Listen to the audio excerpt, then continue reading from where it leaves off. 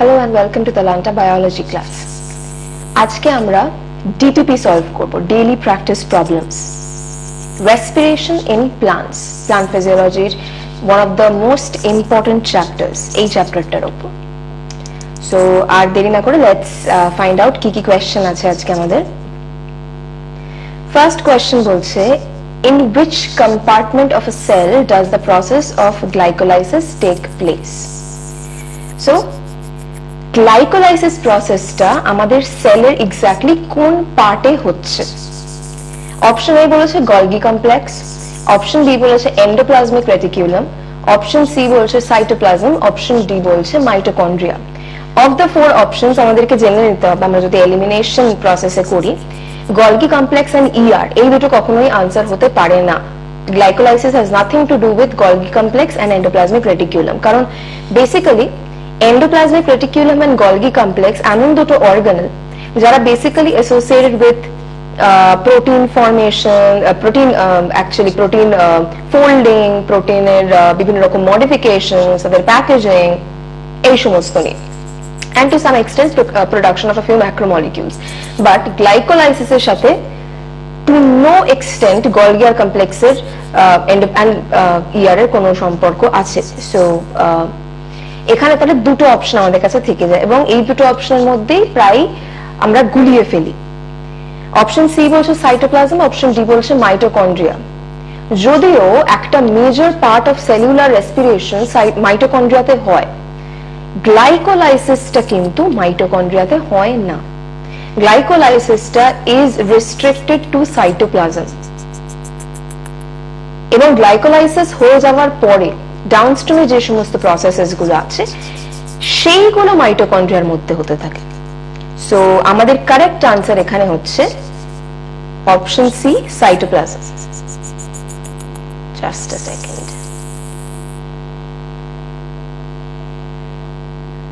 Okay, next. Usain Bolt, an Olympic runner, at the end of a 100-meter sprint will have more of which of the following in his muscles? So basically এখানে একটু tricky কোয়েশ্চেনটা বলছে যে Usain Bolt is an Olympic runner, 100 metre একটা athletic ইভেন্টে participate করেছেন, তারপরে ওনার মাসেলে following চারটে কম্পাউন্ডের মধ্যে কোনটার অ্যাকিউমুলেশন বেশি হবে।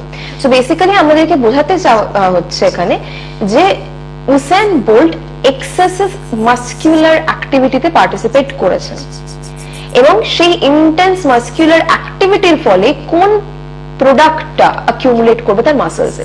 অপশন এ বলছে এটিপি, অপশন বি বলছে পাইরুভেট, অপশন সি বলছে ল্যাকটেট, অপশন ডি বলছে কার্বন ডাই অক্সাইড। তো আমাদেরকে মাথায় রাখতে হবে যখন আমরা মাসকুলার অ্যাক্টিভিটি করি তখন আমাদের প্রচুর পরিমাণে সেলুলার রেসপিরেশন হয় আমাদের মাসলসে। অলরাইট, সো সেলুলার রেসপিরেশন হচ্ছে মানে কি কনস্ট্যান্টলি আমরা মাসলসে গ্লুকোজটাকে ভাঙছি in the presence of oxygen. এবং যখন এই মাসকুলার অ্যাক্টিভিটিটা ইন্টেন্স হয়ে যায় তখন কি হয়, অক্সিজেন ডেফিসিয়েন্সি দেখা দেয়। যখন অক্সিজেন ডেফিসিয়েন্সি থাকবে তখন কিন্তু আমরা আমাদের টিস্যুজে অ্যারোবিক রেসপিরেশন করতে পারবো না। তাহলে সেক্ষেত্রে আমাদেরকে অ্যানারোবিক রেসপিরেশনে যেতে হবে। অ্যানারোবিক রেসপিরেশন আমরা জানি দুটো উপায় হতে পারে। একটা পাইরুভেট থেকে আমাদের ইথাইল অ্যালকোহল প্রডিউস হতে পারে, যেটাকে আমরা ফার্মেন্টেশন বলি, অথবা পাইরুভেট থেকে তৈরি হতে পারে ল্যাকটেট। বেসিক্যালি ইথাইল অ্যালকোহল তৈরি হওয়ার যে প্রসেসটা সেটাকে আমরা লোয়ার অর্গানিজমসে দেখি, ফর এক্সাম্পল ইস্টস। আমাদের হায়ার অর্গানিজমস এর বডিতে যেটা হয় সেটা হচ্ছে পাইরুভেট থেকে ল্যাকটেট তৈরি হয় in a reversible process. So Usain Bolt having done intense muscular activity, ওনার মাসলসে অক্সিজেন ডেফিসিয়েন্সি হওয়ার কারণে পাইরুভেট অ্যারোবিক রেসপিরেশনের ডাউনস্ট্রিম প্রসেসের থ্রু দিয়ে যেতে না পেরে will be converted into lactate. So we have to keep this in mind. তাহলে আমাদের কারেক্ট অপশন হচ্ছে option C lactate. Next,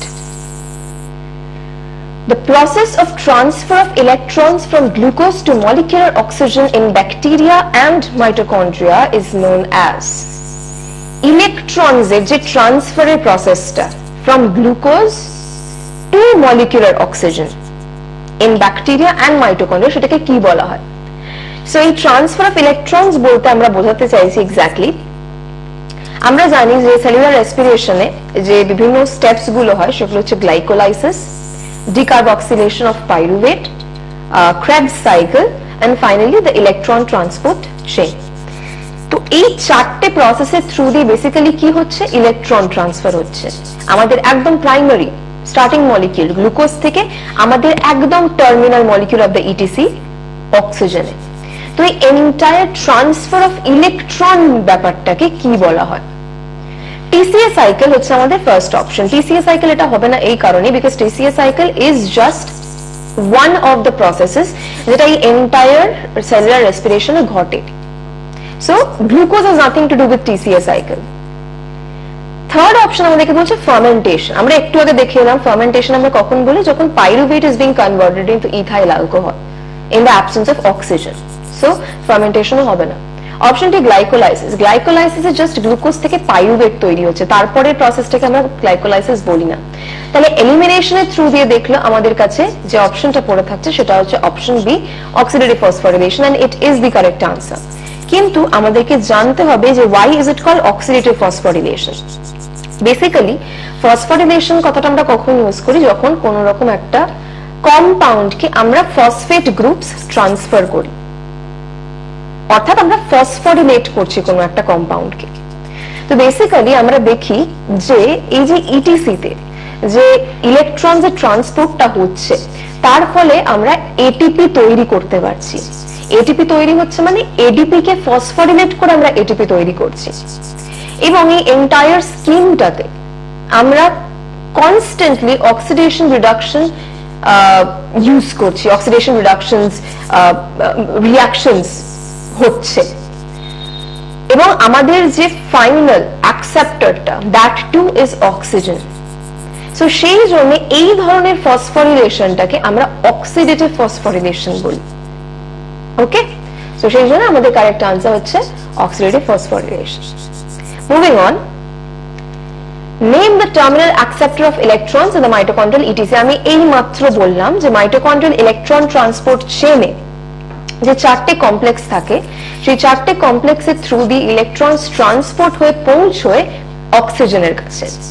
nitrate option A, nitrate হওয়ার কোনো কারণই নেই, nitrate has nothing to do in etc. Fumarate হবে না, succinate হবে না। ফিউমারেট, সাকসিনেট, সাকসিনেট বেসিক্যালি আমাদেরকে সাকসিনেট এন্ড ফিউমারেট বোথ হচ্ছে associated with the second complex. আমাদের সাকসিনেট ডিহাইড্রোজেনাস যে কমপ্লেক্সটা, কমপ্লেক্স 2 ইন দ্য ইটিসি। কিন্তু টার্মিনাল অ্যাকসেপ্টর অফ ইলেকট্রন হচ্ছে মানে অক্সিজেন, এবং এই অ্যাকসেপ্টেন্সের ফলেই কিন্তু আমাদের ওয়াটার মলিকিউলটা তৈরি হচ্ছে। সো আমাদের কারেক্ট অপশন হচ্ছে option D, oxygen. Next, the number of electrons required to reduce one molecule of oxygen to water during mitochondrial oxidation is 1 molecule of oxygen. Remember this. আমাকে জিজ্ঞাসা করা হচ্ছে কতগুলো ইলেকট্রন দরকার আমার 1 molecule of oxygen K reduce করার জন্য into water. তো বেসিক্যালি আমরা যখন ইটিসিটা দেখি তখন আমরা just a second.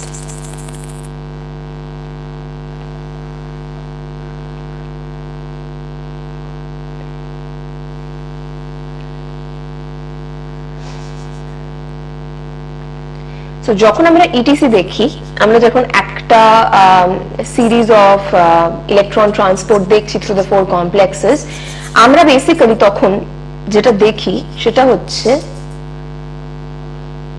একটা nascent oxygen being converted into H2, এবং সেক্ষেত্রে আমরা দেখি দুটো করে ইলেকট্রনস আমাদের লাগছে নেসেন্ট অক্সিজেনকে H2 তে কনভার্ট করতে। বাট যখন আমরা একটা অক্সিজেন মলিকিউলের কথা বলবো অর্থাৎ O2, তখন কিন্তু আমাদের এই 2 ইলেকট্রনসটা ডাবল হয়ে গিয়ে হয়ে যাবে 4 ইলেকট্রনস। তাহলে আমাদের কারেক্ট অপশন এখানে হবে option A,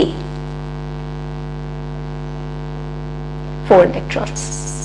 Okay, next, which step of Krebs cycle involves dehydrogenation? Dehydrogenation কথাটার মানে কি, যখন আমরা হাইড্রোজেন গ্রুপ রিমুভ করছি কোনো একটা কম্পাউন্ড থেকে। জেনারেলি ডিহাইড্রোজেনেশন কোথায় হচ্ছে সেটা আমরা দেখে বুঝতে পারি দুটো কনসেপ্ট থেকে। একটা হচ্ছে একটা ডিহাইড্রোজেনেস এনজাইম ইউজ হবে, সেকেন্ড হচ্ছে আমরা দেখব FADH2 বা NADH2 এর মতো কোনো একটা কম্পাউন্ড তৈরি হচ্ছে FAD+ বা NAD+ থেকে রেসপেক্টিভলি। সো এই রকম ঘটনা আমরা কোথায় দেখতে পাই ইন দ্য ক্রেবস সাইকেল? অপশনে বলেছে conversion of succinate to malate. হ্যাঁ, সাকসিনেট থেকে যখন আমরা ম্যালেটে যাই তখন আমরা কিন্তু ডিহাইড্রোজেনেশন দেখতে পাই, একটা H2 গ্রুপ কিন্তু রিমুভ হয় সাকসিনেট থেকে। নেক্সট বলেছে conversion of malate to oxaloacetate. Again malate থেকে অক্সালোঅ্যাসিডেটে যখন আমরা যাই তখন আমরা দেখি একটা NADH তৈরি হতে। সো अगेन এখানেও ডিহাইড্রোজেনেশন হচ্ছে। কনভার্সন অফ কিটোগ্লুটারেট টু সাকসিনেট, এখানেও আমরা একটা H2 গ্রুপ রিমুভাল দেখতে পাই। সো এই তিনটে স্টেপেই যেহেতু ডিহাইড্রোজেনেশন প্রসেসটা হচ্ছে, তাই আমাদের correct option will be option D, all of the above. Next, which statement is wrong for Krebs cycle? কি কি স্টেটমেন্ট দেওয়া আছে? অপশন এ বলছে there is one point in the cycle where FAD+ is reduced to FADH2. of course আমরা দেখেছি Krebs সাইকেলে একটা মাত্র FAD+ FADH2 তে কনভার্ট হয়। so this is true. Second বলছে during conversion of succinyl-CoA to succinic acid a molecule of GDP is synthesized. again true, আমরা দেখেছি যে সাকসিনাল-CoA থেকে সাকসিনিক অ্যাসিড তৈরি হওয়ার যে প্রসেসটা, সেখানে জিডিপি থেকে জিটিপি তৈরি হয়। থার্ড বলছে the cycle starts with condensation of acetyl group with pyruvate to yield citric acid. এবার এখানে একটা কন্ট্রোভার্সি। ফার্স্ট অফ অল হচ্ছে যেহেতু এটা একটা cycle, it has no beginning or end, এটা কনস্ট্যান্ট একটা প্রসেস চলতে থাকে। সেটাকেও যদি আমরা বাদ দিই, পাইরুভেটের রিঅ্যাকশনটা is not a part of the cycle. Decarboxylation of pyruvate যে প্রসেসটা ঘটে, যে রিঅ্যাকশনটা হয়, সেটা কিন্তু আউটসাইড অফ Krebs সাইকেল। এর ফলে আমরা যে অ্যাসিটাইল গ্রুপটাকে পাচ্ছি, that plays an important role in Krebs cycle in the production of citric acid, but that doesn't mean যে পাইরুভেটের কনডেনসেশনটা is পাইরুভেটের যে রিঅ্যাকশনটা that is a part of the cycle. no. So এই option C টা কিন্তু আমাদের ভুল। Option D কি বলছে? there are 3 points in the cycle where NAD+ is reduced to NADH+ H+. indeed আমরা এর আগের কোশ্চেনেই দেখলাম যে কোথায় কোথায় আমাদের NAD+ থেকে NADH তৈরি হয়। সো হ্যাঁ, তিনটে পয়েন্টেই NADH তৈরি হয়। সো আমাদের কারেক্ট অপশন এখানে, অর্থাৎ the wrong statement is option C. the cycle starts with condensation of acetyl group with pyruvate to yield citric acid. Next, in ETS ubiquinone is reduced by, ubiquinone basically কি? ubiquinone একটা career molecule যেটা complex 3 তে ইলেকট্রনগুলোকে পৌঁছতে help করে। কার থেকে পৌঁছতে help করে? from complex 1 and complex 2. এটা মাথায় রাখতে হবে। ubiquinone বেসিক্যালি আমাদের ইন্টারমেমব্রেন যে স্পেসটা সেখানে থাকে, এবং NADH ডিহাইড্রোজেনেস থেকে এবং সাকসিনেট ডিহাইড্রোজেনেস থেকে দুটো করে ইলেকট্রন ক্যারি করে নিয়ে যেতে হেল্প করে to complex 3, that is cytochrome BC1 complex. So এখানে কারেক্ট অপশন হবে কমপ্লেক্স 1 and কমপ্লেক্স 2, অর্থাৎ option D. Next, when plants are not performing photosynthesis the rate of respiration, যখন প্লান্টসরা ফটোসিনথেসিস পারফর্ম করছে না তখন রেসপিরেশনের রেটটা কি হয়? অপশনে সিজেস টু 0। এখানে আমাদের একটা জিনিস মাথায় রাখতে হবে, ফটোসিনথেসিস যেহেতু অক্সিজেন তৈরি করছে, সেই জন্য সেই অক্সিজেনটাকে আমরা রেসপিরেশনে ইউজ করতে পারছি গাছেরা। তার মানে ফটোসিনথেসিস রেসপিরেশনকে এড করছে to a very high extent. কিন্তু দ্যাট ডাজন্ট মিন যে ফটোসিনথেসিস হতেই হবে রেসপিরেশন হওয়ার জন্য। There is atmospheric oxygen, photosynthesis না হলেও কিন্তু respiration will continue. So option A কখনোই ট্রু হতে পারে না, ফটোসিনথেসিসের অ্যাবসেন্সে রেসপিরেশন 0 হয়ে যেতে পারে না। সো এ হচ্ছে না। অপশন বি বলছে continuous at very low level. This is indeed true. আমাদের রেসপিরেশনের রেটটা কম হয়ে যাবে বিকজ আমরা যে রেডি সোর্স অফ অক্সিজেনটা পাচ্ছিলাম উইদিন আওয়ার লিভস, সেটা কিন্তু আমরা আর ইউজ করতে পারছি না। ঠিক আছে, অপশন সি বলছে continuous at very high level. Very high লেভেলে কখনোই অপারেট করতে পারবে না, अगेन যেহেতু আমরা ওই রেডি সোর্স অফ অক্সিজেনটা পাচ্ছি না ফ্রম প্রোটোসিনথেসিস। আর ডি বলছে বিকামস ভেরিয়েবল, ভেরিয়েবল হয়ে যাওয়ার কোনো কারণ এখানে নেই, বিকজ আমরা আর কোনো অ্যাটমসফেরিক কন্ডিশনস নিয়ে কোনো রকম ম্যানিপুলেট কিছু করছি না, কিছু অল্টার করা হচ্ছে না, জাস্ট ফটোসিনথেসিসটাকে আমরা অফ করে দিচ্ছি। তো সেই জন্য ভেরিয়েবল রেট অফ রেসপিরেশন পাওয়ার কোনো সম্ভাবনা নেই আমাদের। তো correct option will be option B, continues at very low level.